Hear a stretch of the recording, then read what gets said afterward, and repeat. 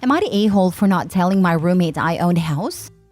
Original post. Brief backstory. About a year ago, my last remaining grandparent passed away and my father inherited all assets, including a house.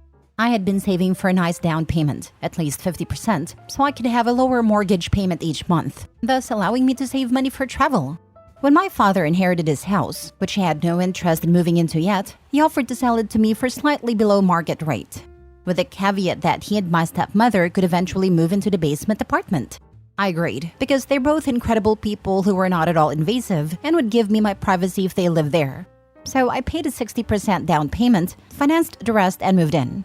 Present day. About 6 months ago, I started considering renting out the finished basement apartment. It has 2 bedrooms, 1 bathroom, a living room, and a small kitchenette, sink, fridge, microwave, but no oven. A friend of mine said his brother was moving to my city and needed a place. He's a brand new teacher and doesn't make great money, so he needed a place that wasn't expensive. I offered to let him rent my basement for way less than market rate of $650, which would include utilities. He readily accepted and signed a year-long lease. Well, a few days ago, he asked if he could start paying the landlord directly instead of giving me rent money each month. I was under the impression my friend had told him I owned a house, so I was confused, and I told him we don't have a landlord and that I'm the owner.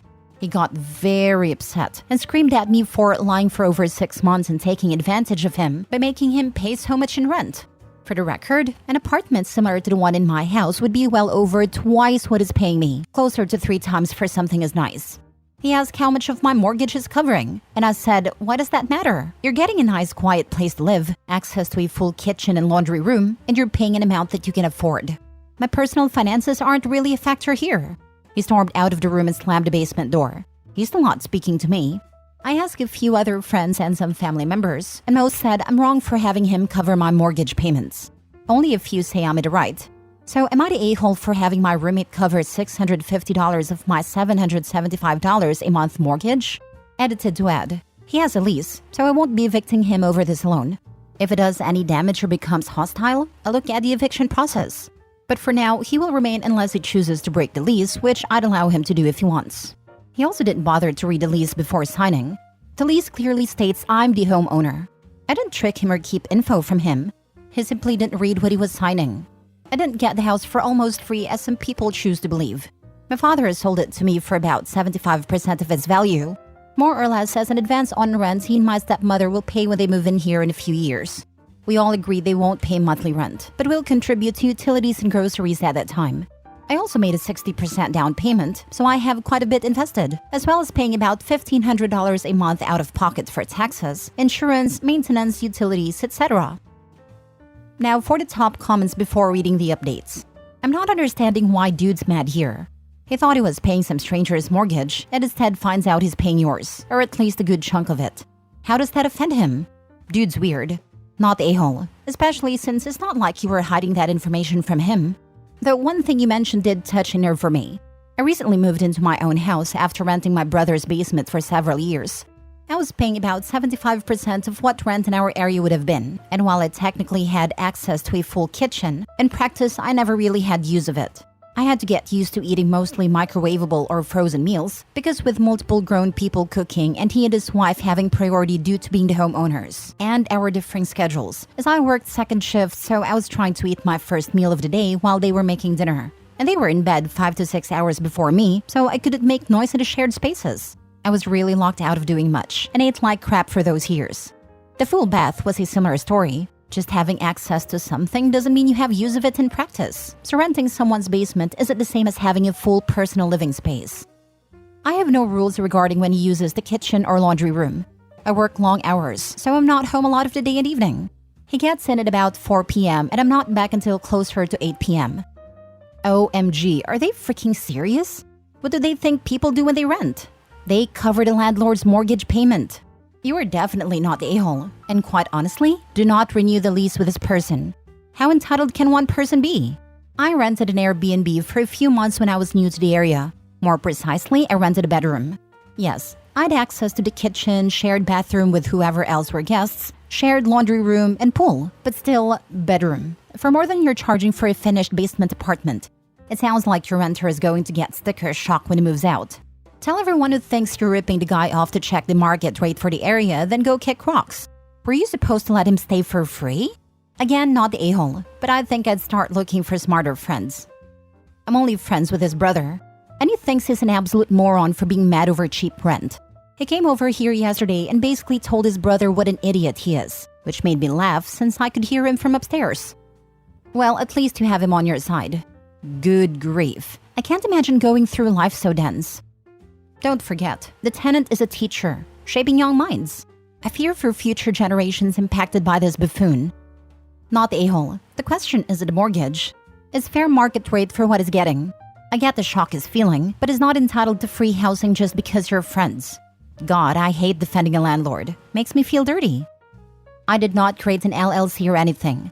Although I did have an attorney write the lease, I made sure it included no penalty for breaking it early as long as I'm given 45 days notice. I can definitely make the payments without a roommate, but wanted to be able to save more each month simply because I like to travel. And I'm also taking on the financial responsibility of repairs and such since I do own a house. You're also paying every other household bill for things he's using as well. Plus taxes, insurance, repairs. It can add up quickly. Taxes and insurance are more than the principal for my mortgage each month. Now for the first update. I intended to speak to him over the weekend, but he never returned my texts asking when a good time to discuss things would be. So Sunday afternoon, I sent a text stating I would be entering the basement at 6 p.m. Monday evening. He never replied. When I went into the basement, some of his belongings were there but some weren't.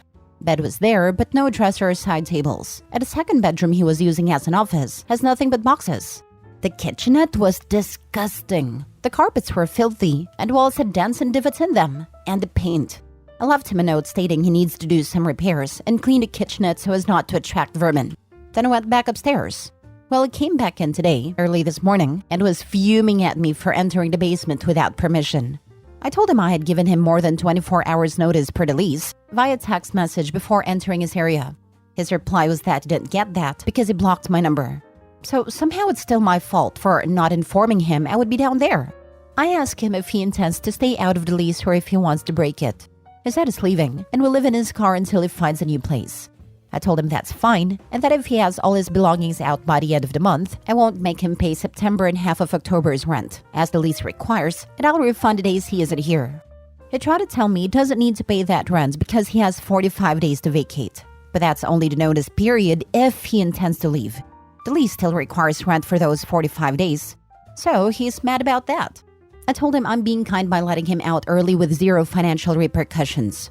He was also told he's required to leave the apartment as clean as it was when he moved in, which was spotless since I had it professionally cleaned prior to his lease beginning, or he would not get his deposit back. He's throwing a tantrum about that too. He seems to be working on clearing the rest of his stuff out now. I told him when he's done, send me notice in writing, text or email, and I'll send him a refund for the days in August he isn't occupying the apartment. I have indoor ring cameras that I turned off when he moved in, but I've turned them back on until he's gone. I won't trust that he won't do more damage. Right now, I've locked myself in my office on the second story since he's really mad and was throwing things around in the basement and main kitchen. His brother and sister-in-law are also coming over the next hour or so because I don't feel entirely safe being alone in the house with him. As soon as he gives me notice that he's completely vacated the apartment, I'll be changing or deleting all the passwords/codes for all the deadbolts, alarm system, internet, etc. so he can't access anything at all. I'm ready to be done with him and to feel safe in my own home again. Thanks to all who read the original post in AITA. I'll post any additional updates here in my profile, though I hope this is the end of it. Reality's gonna slap him so hard in the face. I think it already has. He moved all his stuff out, notified me of his complete vacancy of the apartment, and is already whining to his brother about not being able to find anything online in his price range, which I'm told is $800 a month with utilities included. He won't find that where we are, unless he shares a bedroom with at least one other person. Well, that's not your problem anymore, fortunately. Just focus on your well-being and safety. I hope you are safe. I think he cannot comprehend you being the owner. Such a moron. They made some vague threats. Nothing I feel I should call the police over, but I still let his brother know just in case. My friend's wife is mad and is on her way over. My friend will be here after he finishes work. Out of curiosity, how old is this guy? I'm also kind of amazed he's responsible for children if he's throwing tantrums like this. He's either 22 or 23. I don't remember. He graduated college in December, so his early 20s. I'm genuinely baffled by this guy. Like I'd move in right now for that price. And I don't even live in a state with particularly high cost of living. The only thing I can think of outside of straight mental issues is a huge sense of entitlement. Man's never been told no. As a teacher, my hot take. This guy was at the end of summer break when this started, not charging 45 days of September or October rent. I think he was broke. He probably was in a district where you have to opt into withholding for summer paychecks. He probably hasn't been paid since June. He wanted to mess around a landlord for a month or more by pretending there was some confusion with who and how to pay. He was never paying, and he was always running off instead of dealing with it. The odd part is the OP sounds like a decent gal, and probably would have made a deal with him. Some people do not know when they have it good. Now for the last update 3 months later. The former tenant begged to come back, but I declined. Actually, I offered him the apartment for over market value. Market value is about $2,500, and I told him he could come back for $3,300 to make him go away. He also declined my offer. No idea where he ended up, but after some of the names he called me after, I wouldn't let him back in. I don't care. I'm still good friends with his brother. He's a good guy who laughed when I told him about my offer of $3,300 a month. I didn't ask where the former tenant landed. I'm sure he has several roommates, but again, I don't really care. I will not be renting it out again anytime soon. I had to do some repairs, so I'm hesitant to let anyone else in. I may let my cousin's daughter move in next year, but I know her. I know she's respectful of people's property. Unless my parents move in before then. But definitely no more renting to strangers. Last story. Am I the a-hole for not letting my stepdaughter and her family move into my house? When I married my wife, she had 2 kids. Jane was 12 and Ian 8. We had 2 of our own afterwards. Jane and Ian's dad, John, is, in my opinion, not a good guy. He rarely paid child support, and he worked under the table a lot to lower the amount he should pay. One Christmas, he stayed with us so he sees the kids open gifts in the morning. He had the audacity to switch a label on a gift I got Ian, so it came from him. I just swallowed a crappy behavior to not start a fight with the kids present. His kids love him though. He can do no wrong in their eyes. When Jane got married, he walked her down the aisle even though I paid for the wedding. I wasn't even acknowledged on the invitation. Once again, I didn't complain because the wedding wasn't about me. When Jane had her first child, I was told in no uncertain terms that I was not going to be her kid's grandfather. I was just her mom's husband. Ian and I are friends. He is always polite with me and we have bonded somewhat. After their mom died, he still came to see me and we often share a meal. He has brought his fiancée to meet me, and he hand-delivered my invitation to make sure I knew he wanted me there. Since her mom's passing, Jane has not contacted me. The funeral was the last time I saw her or her kids. I thought Ian's wedding would be the next time I would see her. However, the economy has kicked her family pretty hard and they lost their house. They need a place to stay. She called me about moving in with me. She wants me to move my kids into their old rooms so her family can have the basement suite in my house. I told her no. I wasn't going to uproot my kids from their area to accommodate her. I offered to let her have 2 rooms upstairs with me and she said she didn't want that. Only the basement suite would do. I said it wasn't going to happen and left it at that.